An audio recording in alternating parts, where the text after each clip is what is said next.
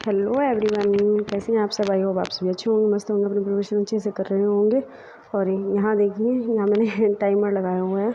और कभी कभी ऐसा होता है कि मैं टाइमर बंद करना ही भूल जाती हूँ। जैसे मुझे मतलब पता ही नहीं चलता ना, मैं मतलब जैसे पढ़ने बैठती हूँ तो मुझे पता ही नहीं चलता मैं कितनी बार उठना पड़ता है, तो वो टाइमर बंद करना भी भूल जाती हूँ। और ये देखिए मैं जैसा कि मैंने आपको बताया है कि मेरा TGT ई साइंस की मैं प्रिपरेशन कर रही हूँ। और इसी की जो प्रिपरेशन है वो मेरी, आप ऐसा समझिए कि मेरी वो बिल्कुल ज़ीरो लेवल से ही स्टार्ट कर रही हूँ। और इसके लिए मुझे मतलब बहुत ज़्यादा मेहनत करनी होगी, क्योंकि सारे ही अपने जो 11th-12th हैं उनके नोट्स जो हैं वो प्रिपेयर करने होंगे। 11th-10th साथ साथ में 9th और 10th के भी करने होंगे। तो क्योंकि ये 9th 10th 11th 12th जो है ये मोस्ट इम्पोर्टेंट है TGT के लिए। और साथ साथ BSc का भी है, तो देखती हूँ जितनी भी प्रिपरेशन करूँगी वो विद नोट्स के साथ ही करूँगी। क्यों, और इसके लिए मुझे ना बड़ी ही मेहनत करनी पड़ेगी। बस ये है कि अब तक ऐसा लगता है कि बहुत टाइम वेस्ट कर दिया मैंने। अगर जितना मतलब अब पढ़ाई को मैं सीरियस ले रही हूँ, अगर ऐसे मैं पहले लेती तो शायद कहीं ना कहीं मेरा सिलेक्शन हो जाता।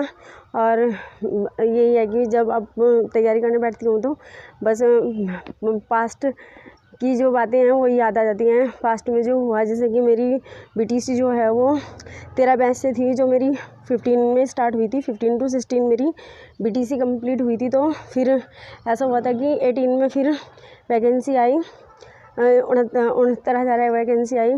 पहले 68,500 आई, और सेकंड टाइम जो नेक्स्ट उससे अगले साल आई वो आई 69,000 वैकेंसी। अच्छी वैकेंसी थी, बट उस टाइम जो है मैं इतना मतलब पढ़ाई को सीरियस ही नहीं लेती थी।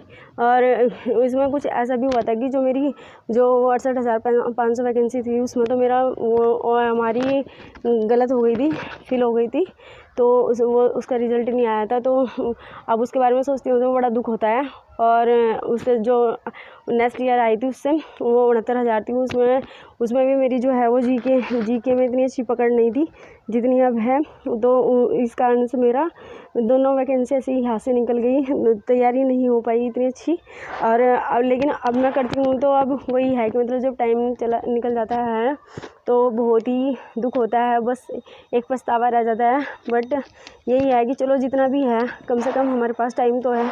अब मैं सोचती हूँ कि मतलब जितना भी मेरे पास टाइम है उसे अच्छे से यूटिलाइज़ करूँ, जिससे कि मतलब अपनी प्रिपरेशन में मैं बेस्ट से बेस्ट दे सकूँ। जितना भी टाइम है वो अपनी बस पढ़ाई को, जितना भी टाइम मैं निकालती हूँ अपनी पढ़ाई के लिए, वो बिल्कुल ट्रूथली सीरियसली अपनी पढ़ाई में ही डिवोट करूँ।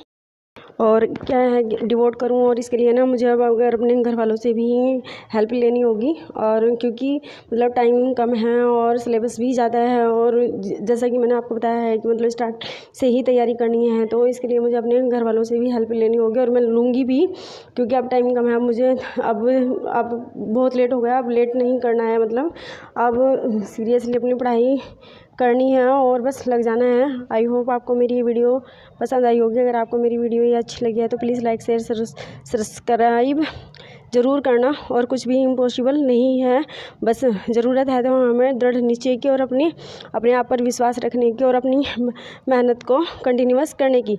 और ऐसा भी कोई काम नहीं है जो हम नहीं कर सकते, मतलब। और बिना सफलता के कुछ भी नहीं है, बिना अपने जीवन में कुछ भी अचीव करने से बेहतर कुछ भी नहीं है। इसलिए हमें लगातार अपनी मेहनत करते रहना है और अपने अनुभव सीखते रहना है। Good night, bye bye.